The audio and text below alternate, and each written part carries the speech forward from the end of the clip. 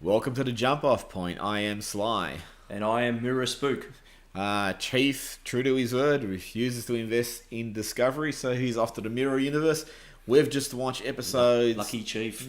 12 and 13 of Star Trek Discovery, which has continued the political intrigue and tension and drama of the Discovery crew being in the Mirror Universe.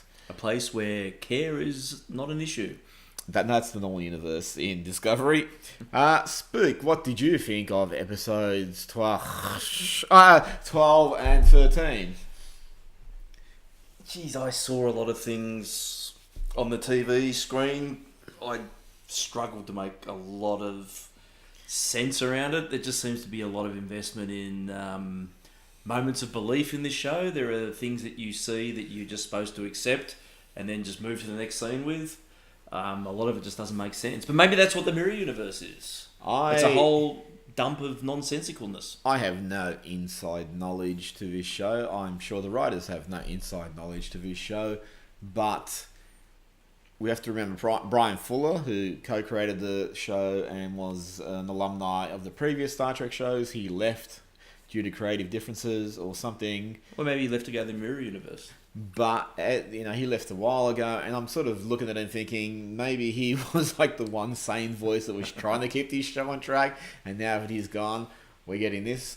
I have to admit, I struggled to follow parts of the episode and parts of both episodes, and the reason, I probably can't give this reason a lot when I've watched television of movies, but the reason I struggled to follow it is I didn't hear the dialogue because we were both laughing so hard at some of the stuff that was happening throughout the episodes.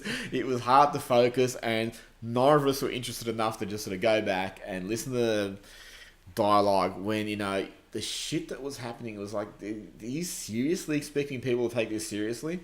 We haven't been to the Star Trek fan groups on Facebook for a while. They're still talking about the show. I don't think anyone gives a fuck about the show anymore. And it's weird, dude. I wrote the really critical rant of the Orville pilot episode, and I said, look, it's really improved except for the stupid humor. The Orville is a more credible science fiction show than Star Trek Discovery. JJ Trek's looking more credible. Alright, so obviously there's going to be spoilers. We're going to totally ruin this. So they've gone in I don't think we can help ruin the show. They've gone in the Mirror Universe. They found out that Lorca is a Mirror Lorca who accidentally came to our universe and needed to get back to usurp the Empress, which was Giorgio, who was previously Michael Burnham's captain. Yeah.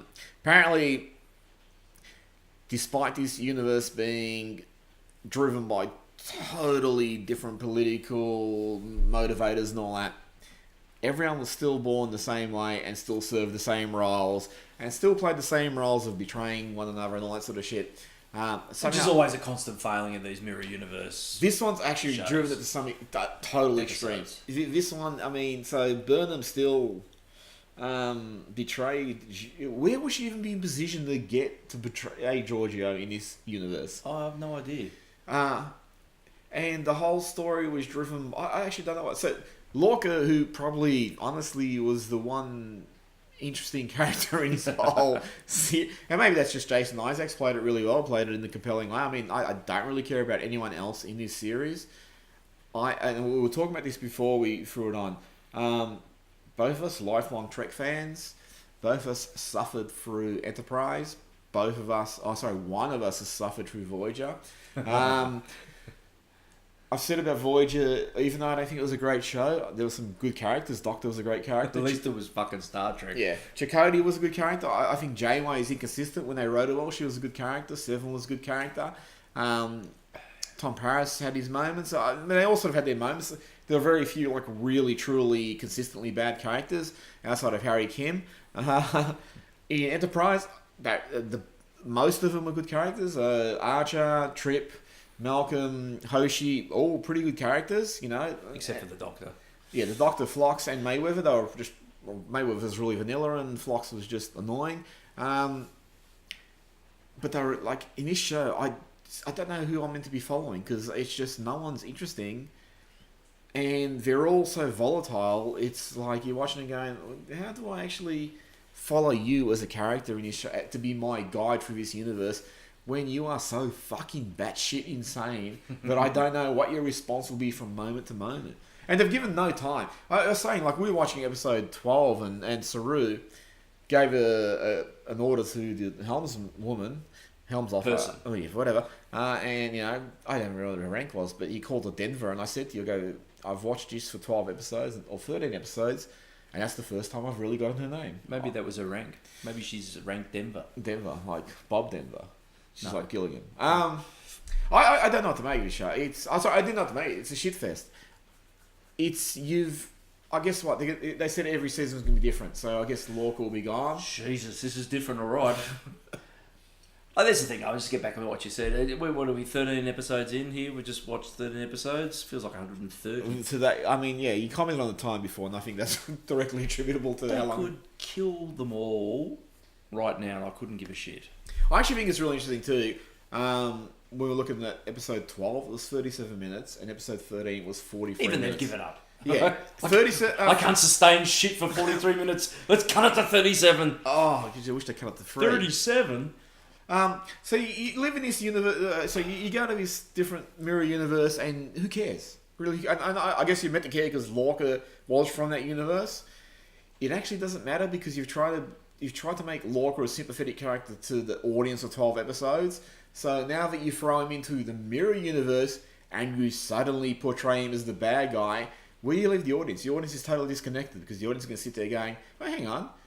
You asked me to invest for 12 episodes in this character, and now you're just saying he's the bad guy. And I meant to invest in Shinzu, who was in 2 episodes, and now comes back as the bad guy. It's like, who are you meant to follow? I don't know what they're trying to do. And still, Michael Burnham, Sonic and Martin Green, I don't know if I pronounced that right. First couple episodes, I thought she played this character real well. 13 episodes in, she is very monotonal. It's 2 expressions. It's extreme constipation or, I don't know, a bit of bemusement. She has very little range, but I guess that's really all the characters in this show. They have very little range. Saru, who very funnily at one point said, who sort of intimated, hey, look, don't be worried because my shit ganglia will go up should there be a concern. Did not have his shit ganglia go up 48 times when there was actually danger in this episode and these last 2 episodes. But that could be because we established that if you steam the ganglia, it's quite tasty. It's just... So maybe the rest of the crew ate his ganglia and he's just completely unaware. But he pointed it at the end. He goes, oh, my ganglia... I didn't say my ganglia, but like he implied, oh, well, they'll go up. Don't worry, they'll go up. And like, and you know what the amazing thing is? How many times now in Discovery when we watch it, are we calling what's going to happen well before it happens? Because of the shit ganglia? Yeah. Or just in general. I mean, the shit ganglia when it saw Ash Tyler, who conveniently disappeared from fucking the whole story. They'll come back now because the Klingons are running the show. Yeah. And, but, you know, we sort of call, I wonder what's going to happen here. It's storytelling in Hollywood has gone downhill, but this is digging new depths. This is going Journey to Center Earth. Not in the book. It's great. I'm talking center of shit. Yeah, it's just amazingly bad. It is so astonishingly bad. I don't know who we're following, what we're meant to be following. You're getting us to invest in things we know have no appreciable destination. You're getting us to invest in the mirror universe. Who cares? We know it just fucking stays this barrage of shit for the whole Star Trek run.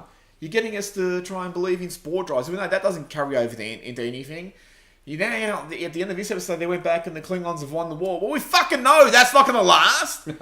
What the fuck do you think you're trying to get people to care about in this show? Use a fucking brain cell if you're going to plot this show. It's terrible. It is terrible. You've created so many dead end storylines that we know because we have 50 years of canon that you have fucking ignored. These are the things we're investing in. God, and the whole sort of like the tension that they're trying to fucking create. Like with Burnham in episode 13 goes and tracks down Georgia, and she goes, "Oh, you found me," and Burnham goes, "Oh, I knew you'd be here, you know." And Georgia goes, "Yes, you knew my refuge." It's like, you fucking had dinner in that room 2 scenes ago. Where else would you fucking go? You have a transporter that transported Giorgio out of the danger zone, but no one uses it to beam all the bad guys out of the fucking story. Or they're in engineering. Well, let's just wait till they come and attack us. Or we could use the transporters. Don't be fucking stupid. And apparently, fucking Lorca frees his 13 rebel friends, and that's enough to overtake this massive ship with all his forces. Hang on. What did the Last Jedi teach us? You only need a repelling force of 12 people. Oh, fucking hell. You know... That's where ideas start from. Oh. Who writes this and who lets it get past you don't, any form of editing? You don't write this. This is like shit charades. Sounds like shit. Smells like shit. Looks like shit. And that's how you throw a show together now. What if we actually took that shit that we talked about and threw it on the screen for 13 episodes? And 37 minutes. And we can make a lot of money from this. Oh, the other thing that bugged me with this, it's that... It just bugged you? Well, it annoyed the fuck out of me.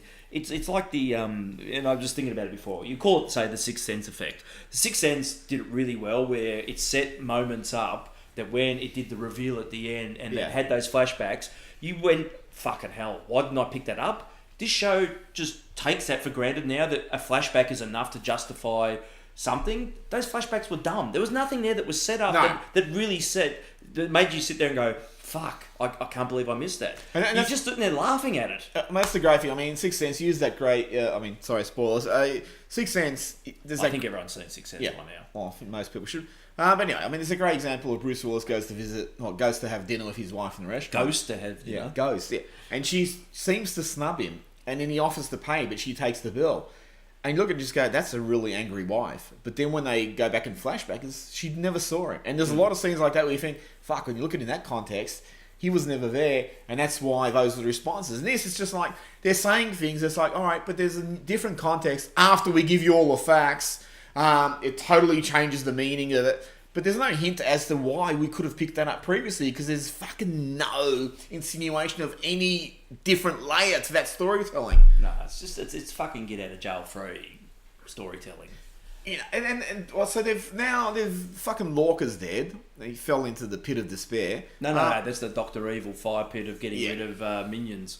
Tyler went and joined Aerosmith or something, or fuck, I don't know. Which one's Tyler?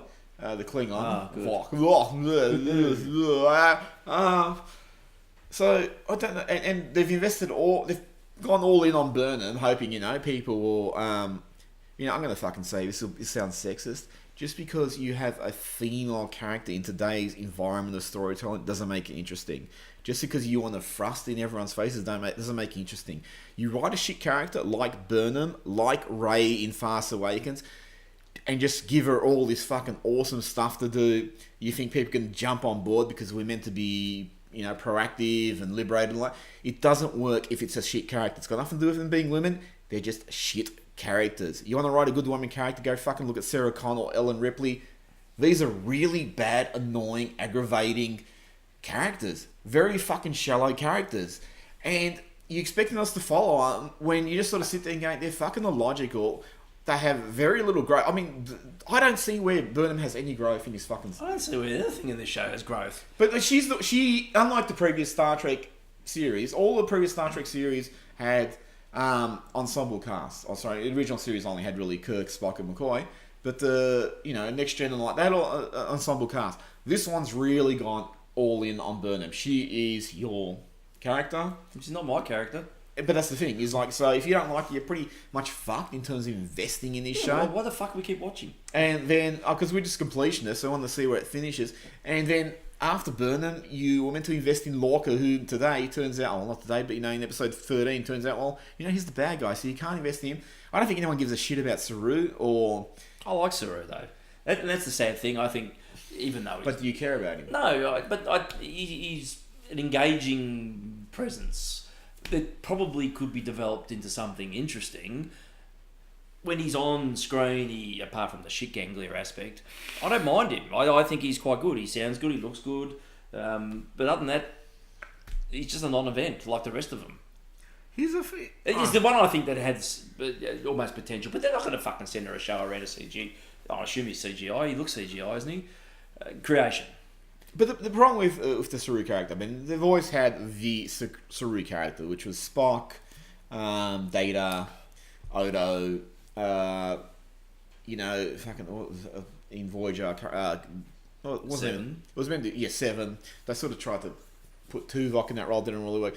But they always had that alien who was observing human culture and was always commenting on it, and then trying to integrate that into their understanding of social dynamics and all that. Saru doesn't have that. Saru's just an alien guy, and that's it. So he begins and ends there. He's not like Spock, who's trying to come to terms with his humanity. He's not like Data, who's trying to become more human. He's not like Odo, who's just trying to understand humans to fit in more. And similar with Nine, who's trying to reintegrate her humanity into her everyday behaviour and all that. He's just the guy that sits around watching and then comments, "Oh, you humans are wankers, really. My shit gang blew up, and we were bred to be eaten." And I'll run away. And then, really, he probably belongs in Monty Python and the Holy Grail, just as, with the knights when they get attacked. Run away! Run away! That should have been his order. I mean, that was his order for about the first 4 episodes of his fucking show. And the rest of the Tilly's a terrible character too. Stamets is a terrible character. It's like they've given all these people just sort of one-dimensional roles, and it's like, this is your thing, play it. There's going to be nothing other than this. I mean, like Data, Spock, all of them, they actually grew. Yeah. Even in something like the original series, which, is a very... it's a 60s show where there's not going to be a lot of growth in the series because it's all self-contained episodes. You have to watch it. Doesn't matter what order you watch, it's all meant to be, I can just take it wherever I see it. But Spock actually did grow, and they carried that on throughout the movies. I mean, fucking in the movies, they had that great little arc from Star Trek 2 to Star Trek 4, even 5, or 6, where Spock displays a bit more humanity, but he comes to peace with, I got a human side, I'll fucking use it when I need to. I don't need to battle anymore. I'm happy with who I am. These characters are just stationary. No one moves. The one character who moved was Lorca, and you've just fucking disintegrated him. Or is he? Oh, does he really care? I mean, no. It's like the progression now that you've got I can't remember her name. The other captain, Giorgio, the Emperor that was brought back into this universe, and now this universe is now 9 months progressed, where the Klingons have won the war. So we have to now go back and undo all this. So presumably you can't carry the Emperor through this, so she's going to sacrifice herself again, so Burnham can go through the whole loss again, and she'll end up being captain of the ship somehow. Despite the fact that she's killed 8,000 people, blah, blah, blah. All that'll be just erased because she did some good things. Well, but they did that, a number of episodes ago, where Tilly mentioned that Burnham was fucking mentoring her. The murderer was mentoring her. It's like... Oh, but it's just like... Sorry to interject. It was like... Don't be when sorry. I said during the show where fucking... Burnham was on the screen and Saru said... "How's it going, my good friend?" or something like that. This is the fucking guy that there's been written to question everything that she's done up until this point because he doesn't trust her. And now they're suddenly great friends. Well, what happened? When did this happen? Is that what happens when you go to a mirror universe? Maybe that's it. You go from distrust to appreciation in a heartbeat. But that's the whole thing. I mean, I find it bloody ludicrous that I haven't seen any logic to the way it was constructed. But logic. The man's talking logic. A couple of episodes ago, Burnham was transporting Tyler into space. Discovery picked him up. The Klingon, Vok. Discovery picks him up. And it's like, well, so Burnham transported him with no instructions as to who he was, what to do with him. And in these 2 episodes, they're going, what do we do with him? He's, very conflicted, and he's fighting the straps. I mean, apparently we can't put him in the same fucking stasis field that Stamets was in. And apparently we didn't have sedatives to knock him out. So it's like, what do we do with him? And then he goes appeals to, I can't remember the female Klingons. I can't remember anyone's name in this show.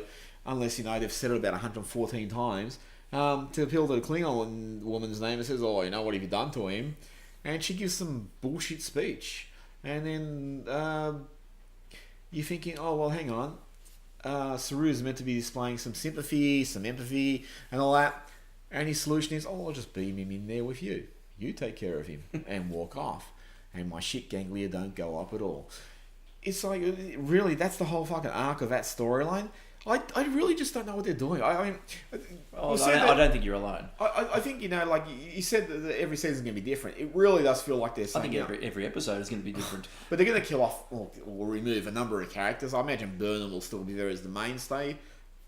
Although you've written her in a way that's like, where do you take her? Well, she'll get to be captain. No, sorry, I mean, in a logical universe, where would you take her? Oh, to the execution chair.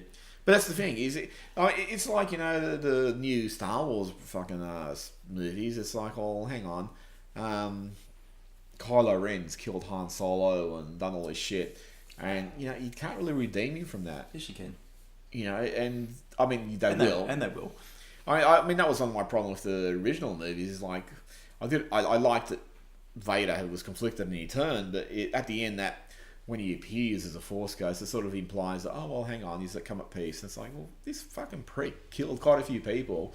I don't think it should come that easily. And there's a lot of characters in this series that are just very similar. I mean, where's Burnham go? She's killed 8,000 people in the pilot episode. Where do you take her? Is it meant to be some great journey of redemption? Because I have not seen a single thing that implies her fucking... But this show was sold to us on the premise it was getting back to Star Trek roots.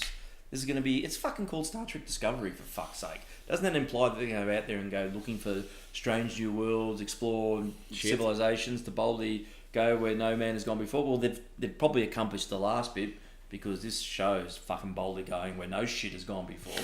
But other than that, there's just nothing... No. You finish this season, and presumably it finishes soon, and you go into season 2, you can't just undo all this and now suddenly we're going to go looking for some floral... tribbles or a kangaroo called Frank on a planet that's got godlike powers. You just can't go anywhere now with this. No. You have to maintain this steam pile of shit and keep shoveling it in a particular direction, and it ain't going anywhere except one day it's just going to come over the top and swallow us all. But there's just nothing that you can do with this now to really probably salvage anything. I think the real shame of it is if you look at someone like it was made. Yeah, okay, that's true. But if you look at something like Next Gen, or DS9, I mean, DS9, great fucking Star Trek show in terms of TNG was always pretty much self-contained. They had a few things that carried over, but it was largely self-contained. Whereas DS9 started implementing arcs that went through seasons. It's a real shame now that, 20 years after these shows have gone, we're in the time of more advanced storytelling. You have fucking really great shows like Spartacus and Breaking Bad. Which are, even like the first few seasons of Walking Dead, first few seasons of Game of Thrones, and which are really layered storytelling. Banshee's another really great storytelling thing. That you also have the effects now to do what the fuck you want. I mean, most of the time Discovery looks great. Today it looks a bit Actually, it did look a really bad, cheap CGI. Look, it looked very comparable to Last Starfighter.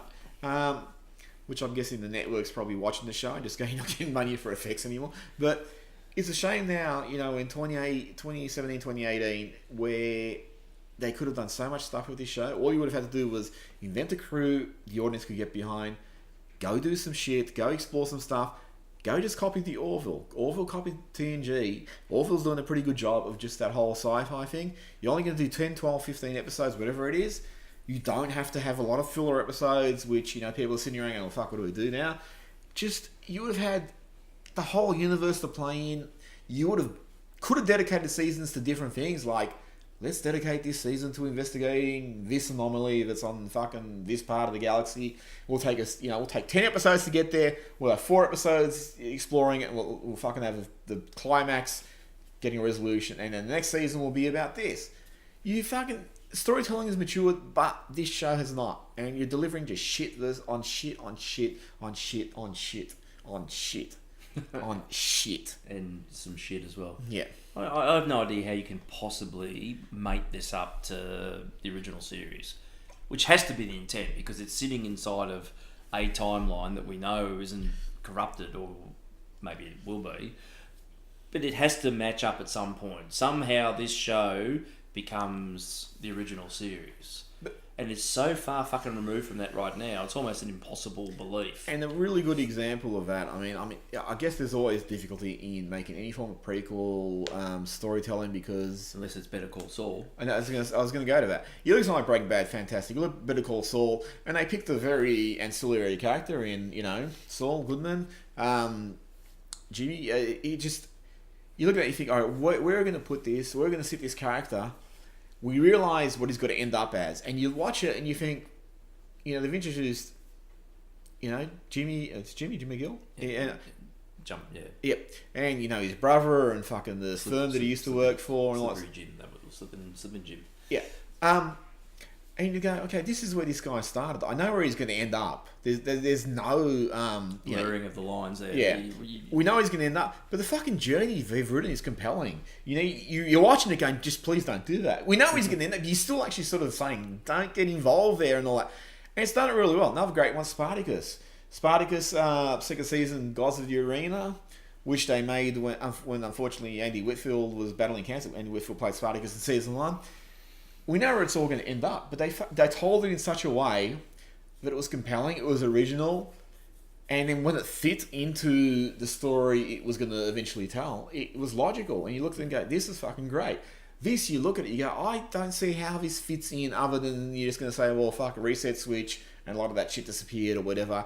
There's no actual logic to it. There's no causality. There's no bloody narrative links or anything other than all you can do the aesthetics. All you can do is do the, oh goodness, it was all a dream at the end. Yeah, and I've said it before. I watch television shows and movies, and I want to be entertained. I don't go in wanting to hate things. I don't want wanting to pick on things, as people might think.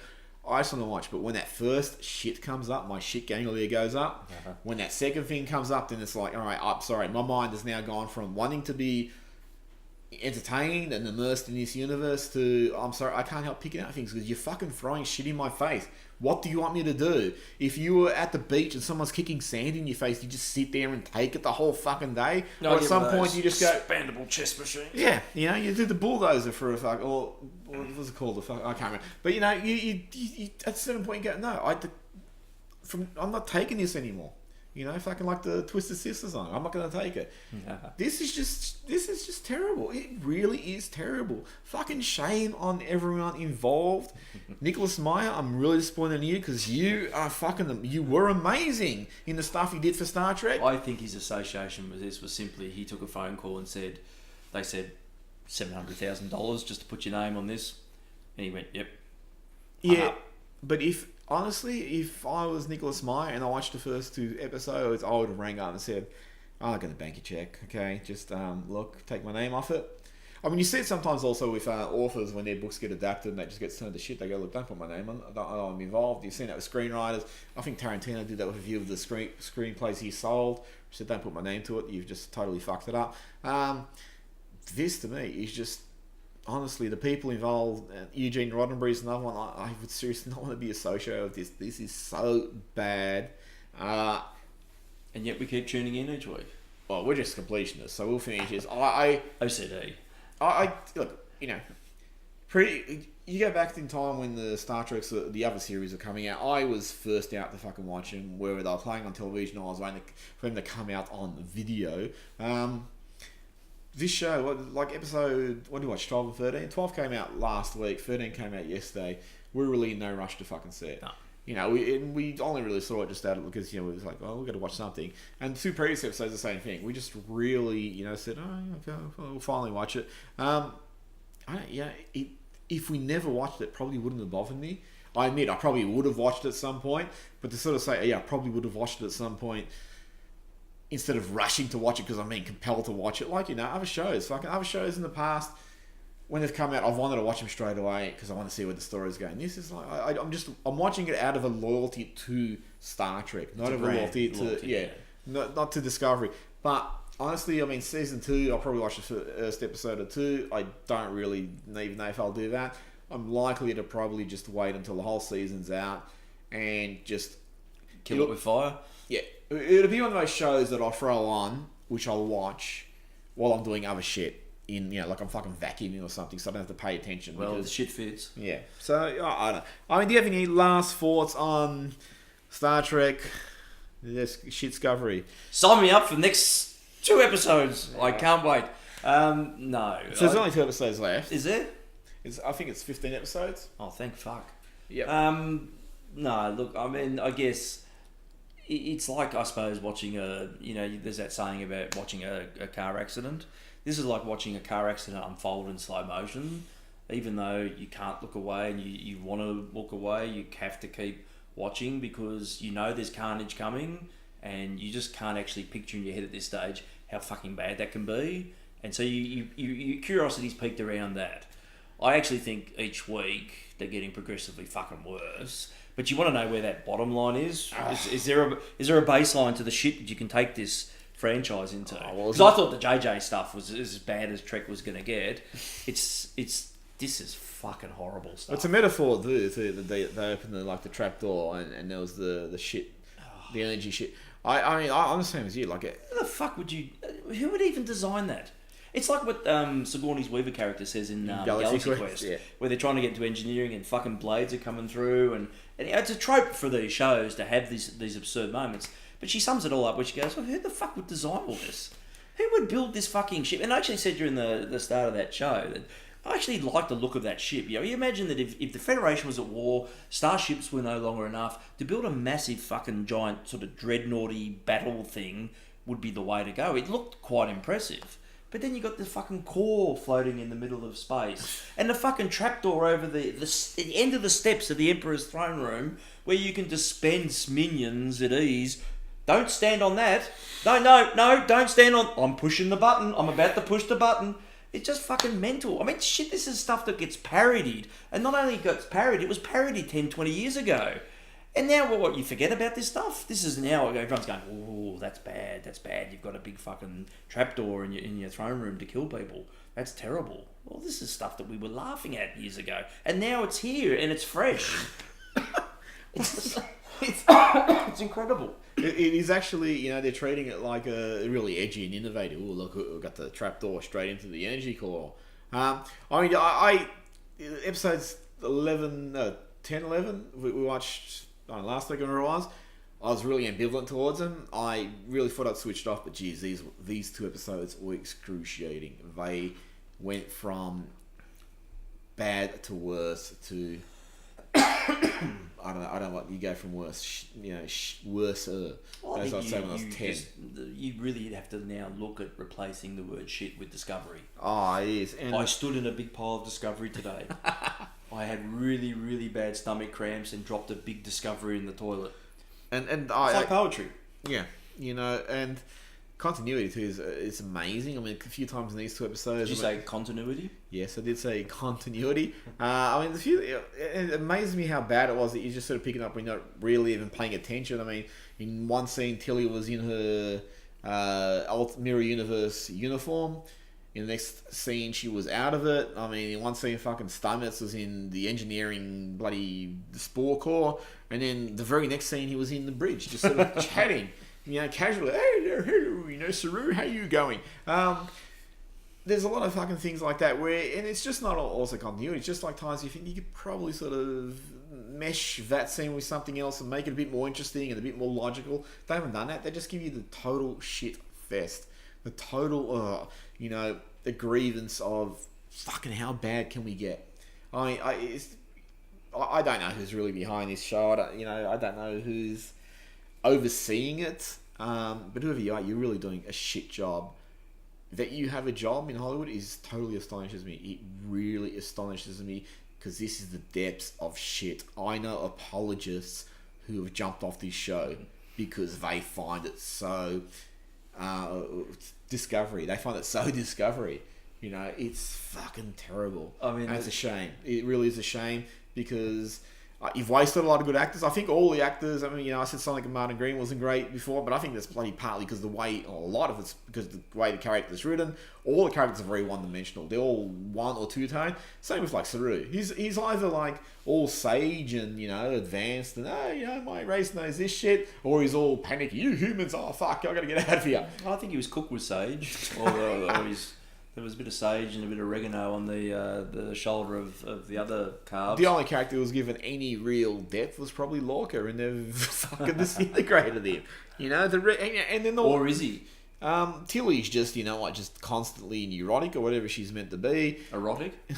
Definitely not that.